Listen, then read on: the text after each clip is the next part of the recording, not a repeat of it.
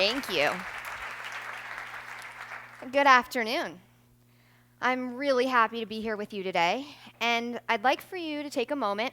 We've heard some really powerful stories today from Chris, from Michael, all of the speakers.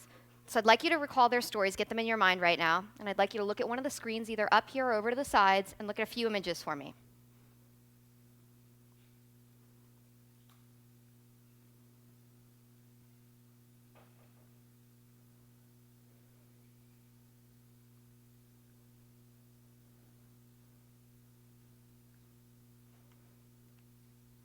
Okay, remember what you're feeling right now.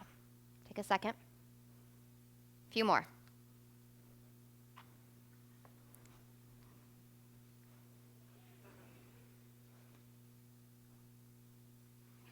One more. All right. Come on, buddy. Good boy. Come on, Vinny. Hi. Hi. All right. So, everybody say hi, Finn. Hi, Finn. Hi, Finn. Thanks for the hug. Good boy. Okay. Now, if you're like the vast majority of people, in the last 20 seconds or so, your pupils have dilated, your cortisol levels have started to drop, your blood pressure is returning to normal, and you may even have a smile on your face. What changed? We started out with pictures and images and stories that were sad, that were stressful, and then dogs came into the picture. Why? Why are you all now smiling? I see a lot of smiles out there. There's this thing, the idea of a bond. Bond, a noun. A force or feeling that unites people, a common emotion or interest. There's this widely accepted principle of a human-animal bond. This idea that there's a beneficial and dynamic relationship between humans and animals that mutually benefit both. We're talking about emotional, psychological, and physical benefits. Studies have proven this contact with dogs decreases in blood pressure, anxiety, stress, and the perception of pain. Dogs help people heal. Now, you might be thinking, well, sure, maybe I have a dog, or I grew up with a dog, or I know somebody with a dog. What is it really about this idea that dogs can help people heal beyond just going home and maybe giving me a smile on my face? Well, there's a group of dogs called therapy dogs that are really at the forefront at looking how this human-animal bond can benefit people and change lives. So Finn here is a certified therapy dog. You might be wondering, what exactly does that mean? Well, besides the fact that he definitely provides me my own therapy at home on rough days, it means that Finn has undergone intensive courses and hit numerous benchmarks of training to be able to serve all different types of populations and to be able to go in all types of facilities, hospitals, nursing homes, schools. You think it, we've been there and we visited with those populations. So you might be wondering now, what exactly is the difference between a therapy dog and a service dog? A lot of us are very common and very comfortable with the idea of a guide dog or a dog that helps somebody who can't hear. And recently, there's been a lot more press about dogs helping veterans returning from war and what have you. So there are service dogs, and those dogs are different. Those are dogs who have undergone specific training to help one person that they live with. So the difference, therapy dogs, they're someone's pet who's undergone all this training, and then they go out into the community and help people.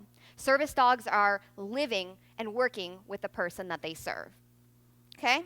All right.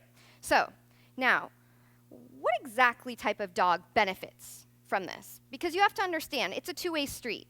Not only are the people receiving these services really able to benefit, but these guys, they love it. When Finn puts on his vest or his scarf, he gets all excited, he starts barking, and he just can't wait to go out.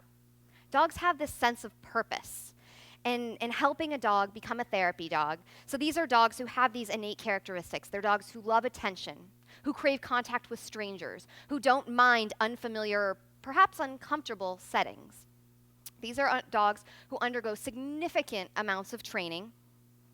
And for instance, for Finn, when he was going through his therapy dog training, he would practice everything from positioning himself up to a wheelchair and getting used to IV bags and medical equipment, to learning how to perhaps respond to heavy petting or someone bumping into him who doesn't have full mobility control, Finn went through training, and I should be the first to say that I also went through a lot of training as a handler. We're very careful not to use the word owner, so as his handler, I went through as much training as he did, learning how to interact with the different patient populations that a therapy team might come into contact with, whether that's hospital patients or students, really any walk of life.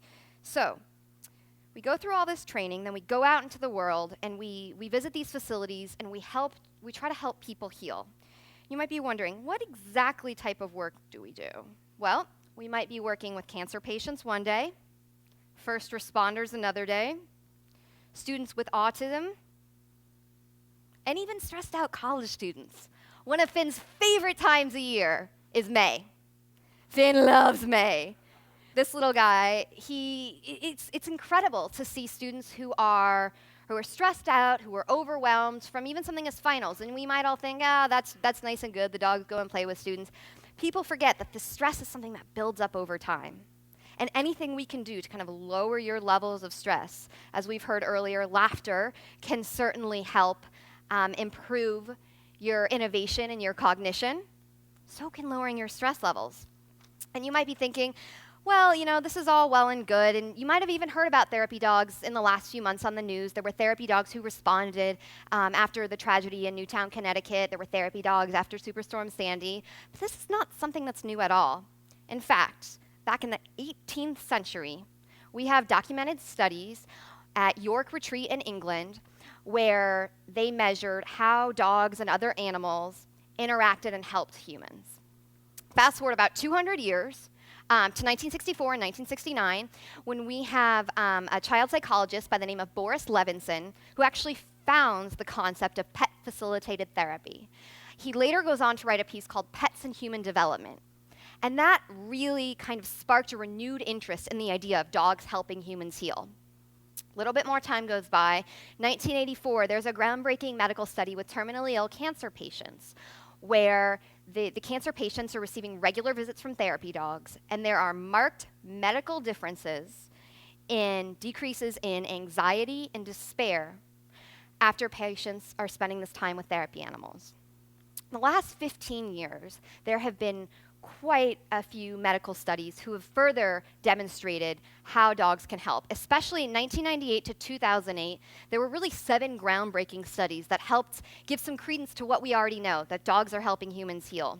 Psychiatric patients with anxiety, adults suffering from extreme stress, college students with depression, children in pain, adults with high blood pressure, students with a fear of public speaking, and even radiation patients with declining qualities of life. So these are just some of the ways the dogs can help people heal.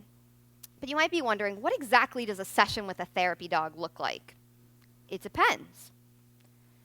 For a student with autism, it might be working on motor skills, concentration, and stability, learning how to walk a therapy dog. For veterans like these, suffering from post-traumatic stress disorder, it might be regaining some social interaction skills with the therapy dog as an icebreaker. For doctors and nurses, it might just be spending a quiet, calm moment with this character that just gives you this unwavering love after a rough shift. For a student learning how to read, it means being able to sit there and practice reading with the non-judgmental ear of a dog who will just listen, never laugh, never judge, just sit there. So, we have these great things called therapy dogs, and you might be wondering, what is it that this guy can do besides put a smile on some of your faces? So, he's tired now, a little nap. He's like, I'm not working, I'm leaving. All right, so Finn has actually participated with quite a few different types of people. One of the things he was able to do over the last few years was work with patients suffering from head, neck, and throat cancer. These are patients who had been diagnosed with typically stage 3 to 4 to 5 cancers, were undergoing dual chemo and radiation therapies 5 days a week for 6 weeks. Really grueling stuff.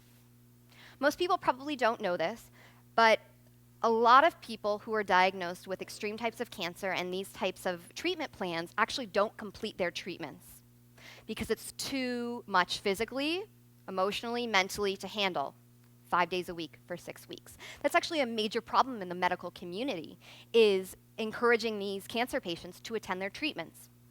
So Finn was part of a study where he would go the same time day after day and meet with the same patients while they sat there and they got their chemotherapy treatments or they waited for their radiation treatments. And, we'd see this vibrant person who would come in beginning week 1, and by week 3 or 4, slowly, the life, the energy just kind of started to fade, all from the treatments.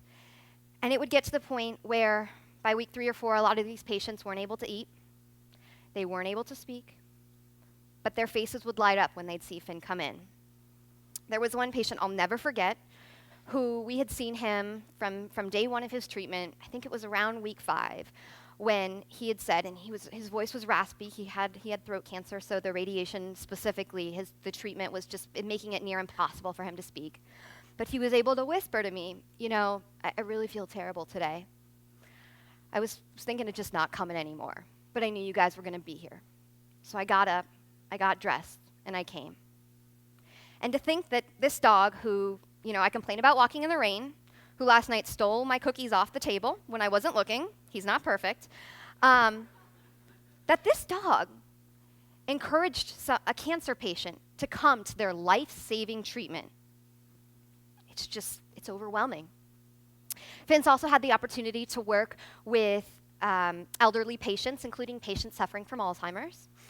And there was a great nursing home near where we live in New York City, and we would go on a regular basis. And so we would get to hear, and these patients are elderly, so often we'd hear the same stories over and over, week after week, about the dogs they grew up with, the dogs they used to have, or other animals that they were familiar with.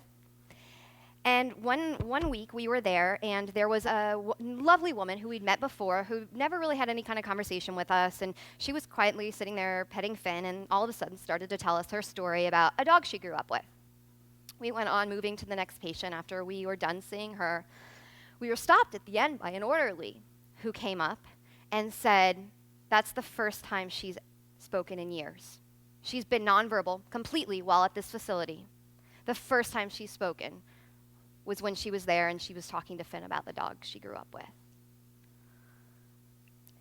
It was overwhelming, didn't know how to respond. But Finn was able to stimulate something in her to recall a memory and to be able to share that with the people around her.